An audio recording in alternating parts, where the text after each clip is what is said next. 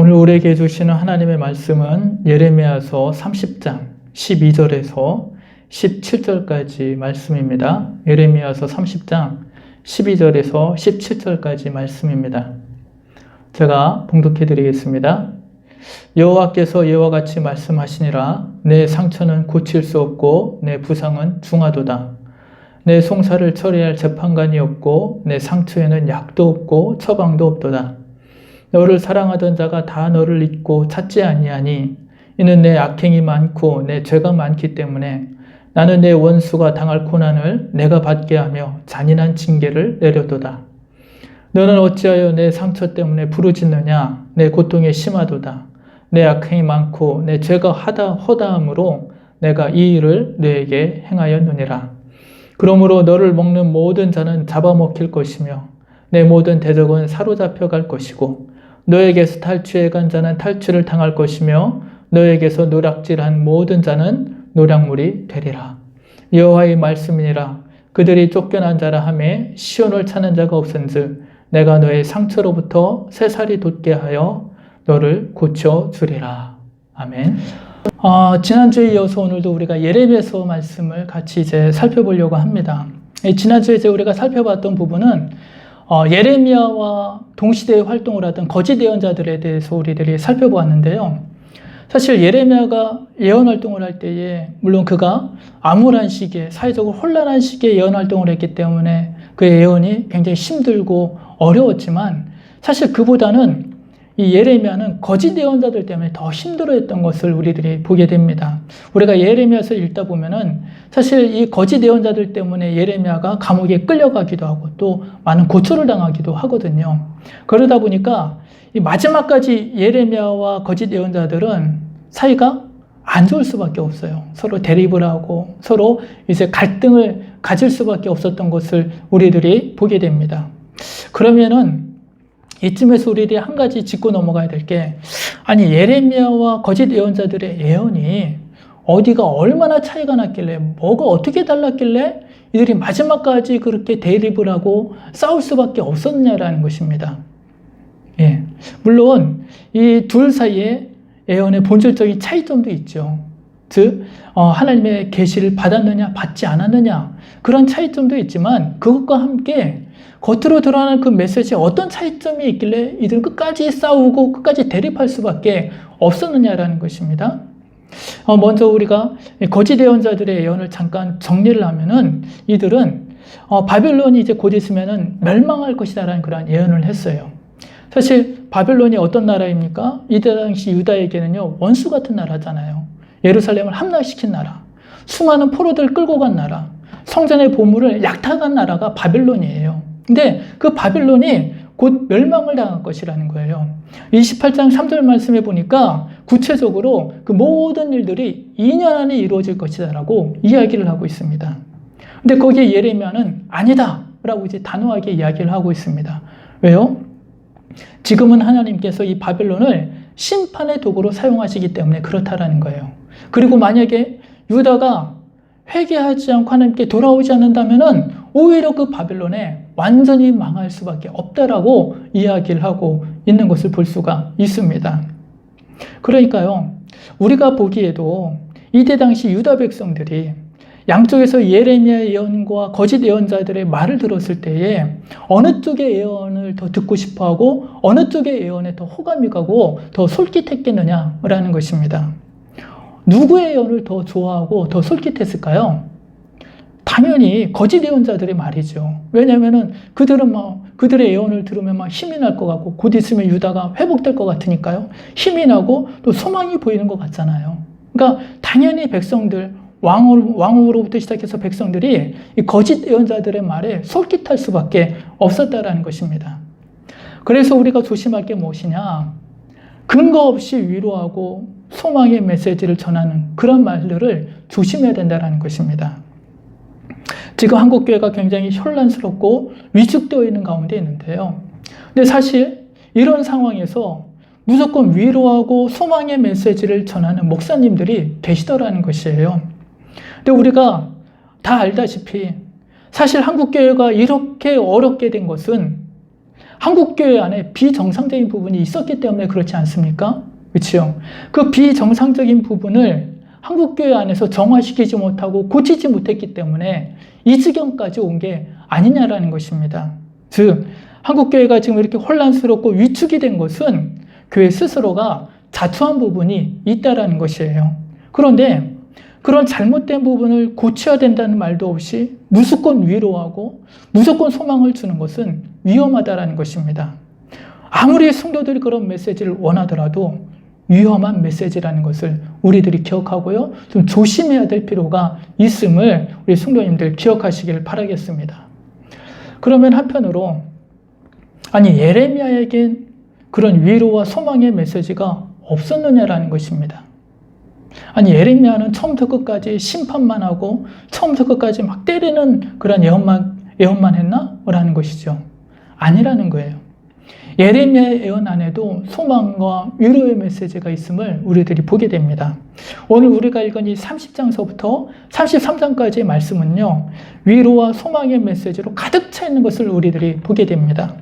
여기에 보면은요, 사실 거짓 예언자들이 말한 것과 같이 예레미야도 바빌론이 멸망을 당할 것이고, 그래서 포로가 돌아올 것이고, 예루살렘이 회복될 것이다라고 예언하고 있는 것을 볼 수가 있습니다. 여기까지는요, 사실 예레미야의 예언과 거짓 예언자들의 예언이 같아요. 예, 메시지가 같은 것을 볼 수가 있습니다. 그런데 중요한 차이점이 있어요. 그게 뭐냐면은, 거짓 예언자들은 28장 3절 말씀에 보니까 그 모든 일들이 2년 안에 다 이루어질 것이다라고 이야기를 하고 있어요. 그러니까 곧 임박했다라는 뜻이죠.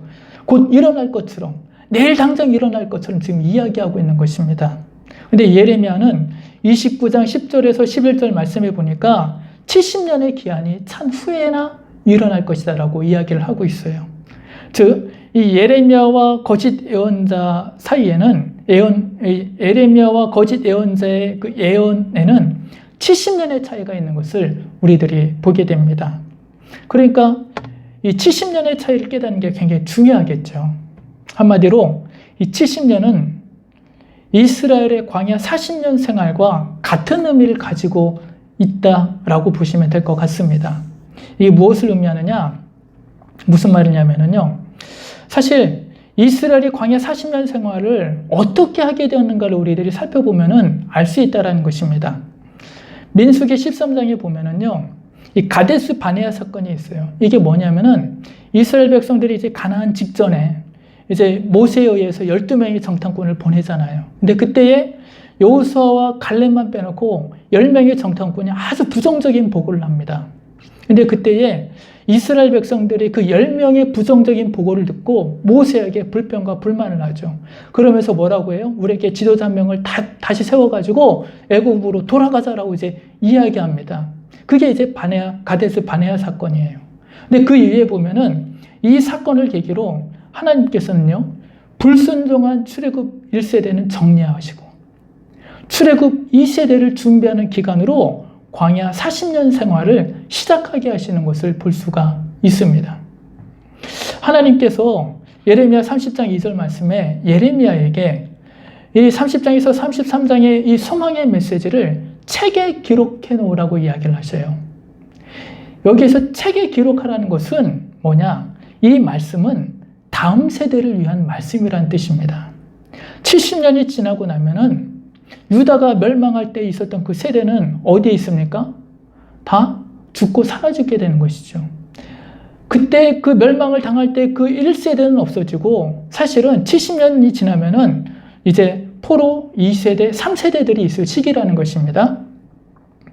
즉, 지금 이 책에 기록된 이 말씀은 70년 뒤에 포로 2세, 포로 3세들이 읽을 말씀이란 뜻이에요.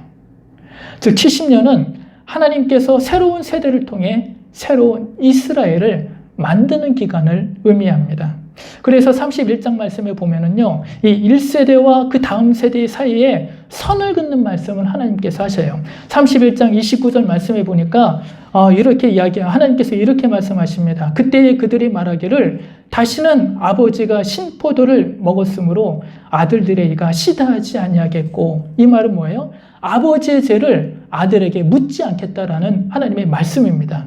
그렇게 선을 긋는 말씀을 하시고요. 그 바로 뒤에 나오는 말씀이 뭐냐? 새로운 세대와 새 언약을 맺겠다라고도 하나님께서 말씀을 하십니다.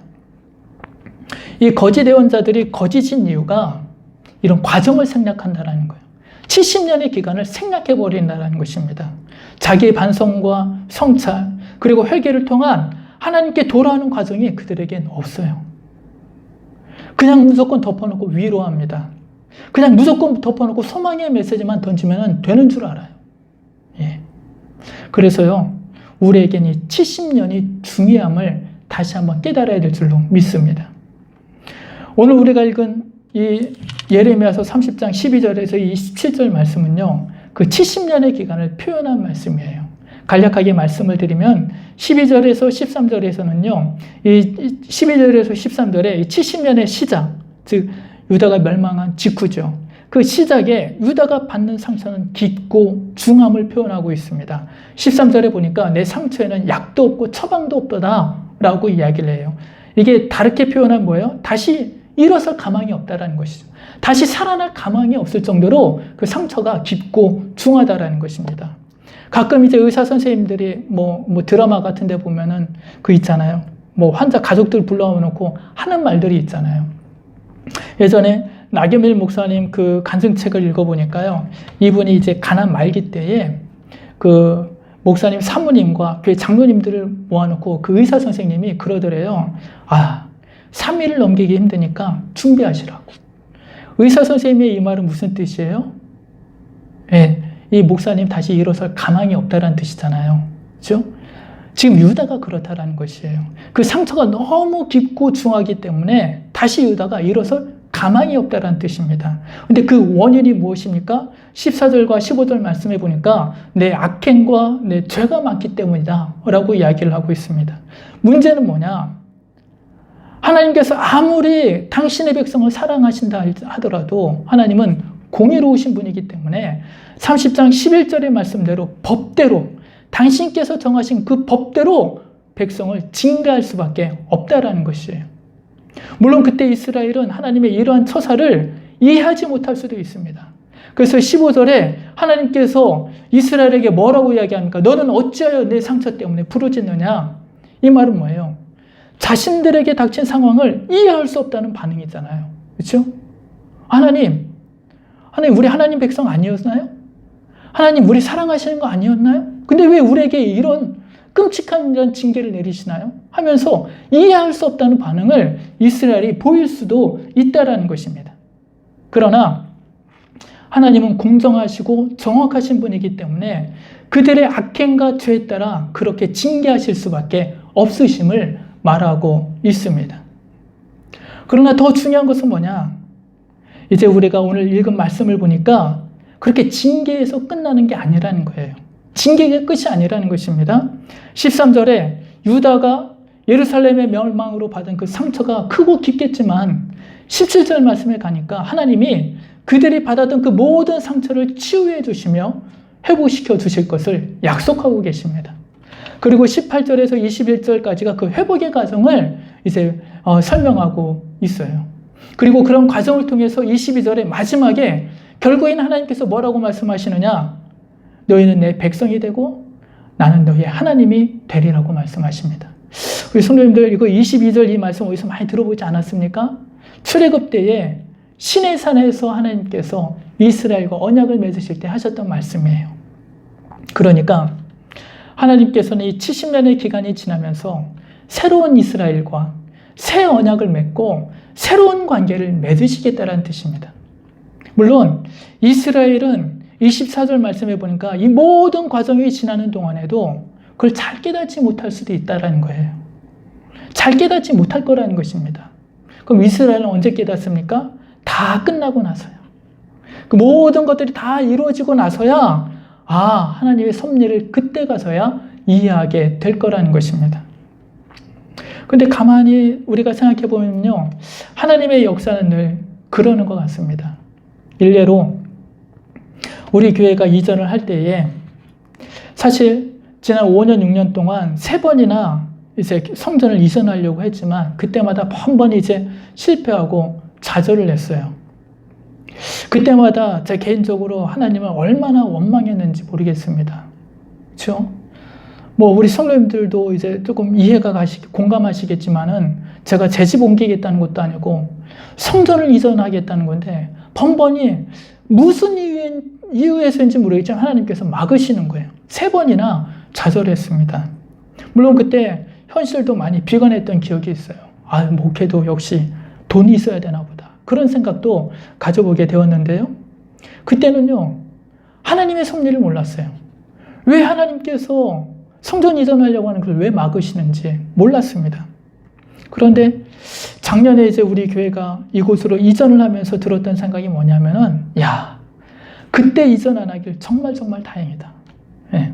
그때는 하나님께서 왜 막으셨는지 몰랐는데 그때 하나님께서 막아주신 게 얼마나 다행인지 모르겠다라는 생각을 해보게 됩니다. 바둑으로 치면은요, 프로기사들은 일반인들이 보기에 이해할 수 없는 곳에 그 바둑돌을 두는 경우가 많이 있다고 이야기합니다. 물론 이제 그 바둑 이제 처음 둘 때 그렇다라는 것입니다. 그런데 그들이 그렇게 둘 때에 일반인들은 그게 이해가 되지 않지만 나중에 보면은요, 감탄하게 된다는 거예요. 그게 왜 그렇습니까? 이 프로기사들은요, 그 수를 미리 보고 두기 때문에 그렇다라는 것이에요. 하나님의 섭리가 그렇다라는 것입니다. 때문에요, 하나님의 역사가 지금 지나가는 이 과정 중에는요, 하나님을 신뢰하는 게 중요하다라는 것입니다. 솔직히 우리는 지금 이해할 수 없는 하나님의 역사를 경험하고 있습니다. 왜 하나님은 한국교회를 이렇게까지 위축시키는지 우리는 이해할 수가 없습니다.